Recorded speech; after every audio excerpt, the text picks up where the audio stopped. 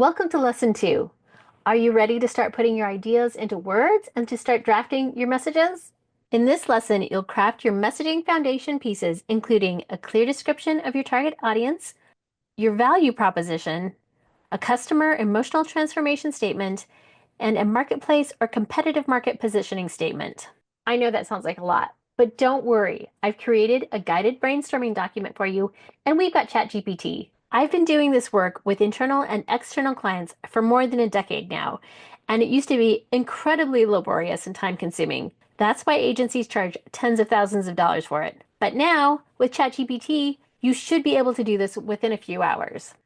Once you've solidified those foundational pieces, you will plug them into ChatGPT prompts that I've provided you to build copy blocks that you can use in face-to-face conversations on your website, in sales collateral, or social media, and elsewhere. Once you're happy with your foundational pieces, you'll use ChatGPT prompts I've provided to craft an answer to the question, what do you do, using the StoryBrand framework. You'll draft offer bullet points using toward and away from language. You'll use metaphors and puns to create compelling headlines. You'll create bios for specific use cases, and you'll write some creative calls to action. So let's start writing. Open up the brand messaging worksheet attached to this lesson in your module handouts. If you prefer a Google Doc, the link is in the lesson description. Please be sure to make a copy of the Google Doc. As we start, I want to acknowledge that this work is challenging. Over the past decade, I've had the opportunity to go through this process many times with internal teams and clients. The step-by-step process we are going to go through here is what I've developed after witnessing the struggles people have with this work and iterating on my process multiple times in an attempt to make it easier as possible. You might be tempted to skip steps, but I encourage you to really take the time to think about each one. Each step builds on the previous one. Now let's walk through the worksheet. The first question is brand. That's your business. Next, you'll find a place to note which product or service area you are focusing on if you have a company that has diverse offerings. For example, I offer marketing services as well as this course. Those are two different offers meant for two different audience segments. So I'm putting my course name here to remind me that this is the course and the related segment that we will be focusing on right now. Later, I would go back and walk through this whole process again with a focus on my service client segment. Next, we have a series of questions to get clear about the target audience. In the third slot, you can write a broad descriptor of your target audience. For example, mine is women entrepreneurs who own small businesses. This should be a pretty broad and generic description. The next question asks you to enter specific details about your target audience's needs or pain points. This is where your target audience research comes into play. You can use this space to brain dump things that you have learned about your audience. We will clean it up with ChatGPT later. As an example, my target audience is small business owners. Some of the things that I have learned is that they are often frustrated with their marketing efforts. Many don't understand the language that marketing professionals use, and as a result, they often don't really understand the advice they receive when they hire a marketing agency. So I'll put all of that here. The next section is the place for you to use empathy. Think about how the above situation makes them feel. It's even better if you have collected direct quotes about how they feel through your interviews or social media research. Fourth, I want you to think about all the ways they could attempt to solve their problem. And this doesn't just mean using one of your competitors. Sometimes doing nothing is the preferred option for a target customer. If that's the case, you need to be prepared to explain why your offer is better than doing nothing. Another thing to think about is that they could solve their problem in a completely different way. For example, if you sell sunglasses, the default thinking might be that buying sunglasses from another brand would be the alternative. But in reality, they could buy a hat or an umbrella. Next, write down the benefits of working with you or purchasing your product. Try to write the benefits from the perspective of the target audience, focusing on how you solve their problems or help them achieve their goals.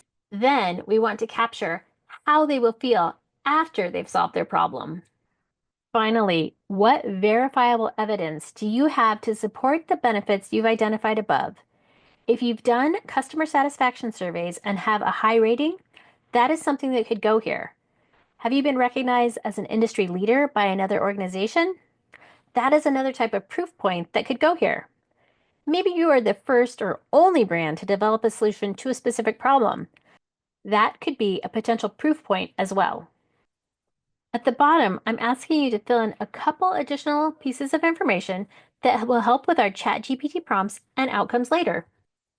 Now you're going to use ChatGPT to edit the notes you have placed in this worksheet. Open your Messaging Foundations ChatGPT prompts document.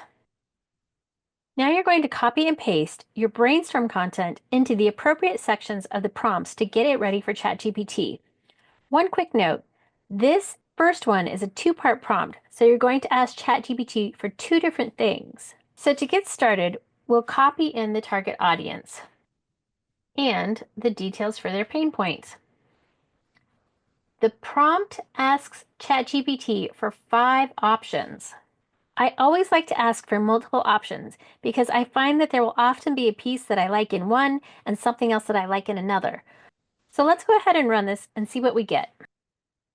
Another tip for getting better quality outputs from ChatGPT is to ask it to redo the prompt, either with specific direction or by telling it, "That's basic, please try again."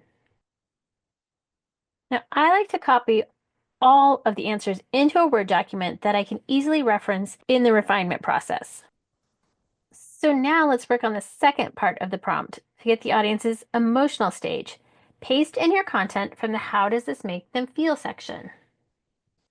And go ahead and copy that. And once again, we'll put that in ChatGPT. Now you can paste these answers into your Word document as well.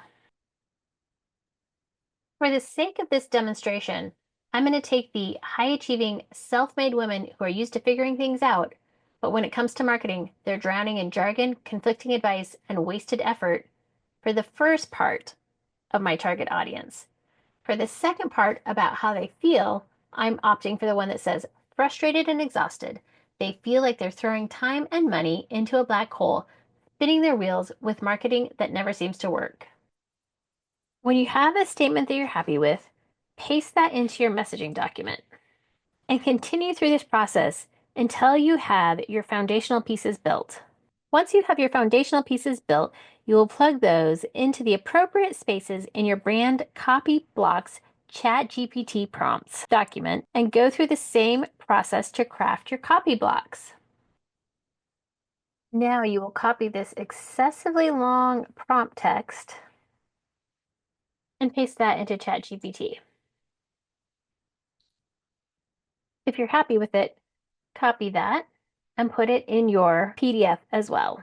And keep working away at it until you get your messaging PDF filled out and all of your messaging ready to go. And that, my friends, brings us to the end of this lesson.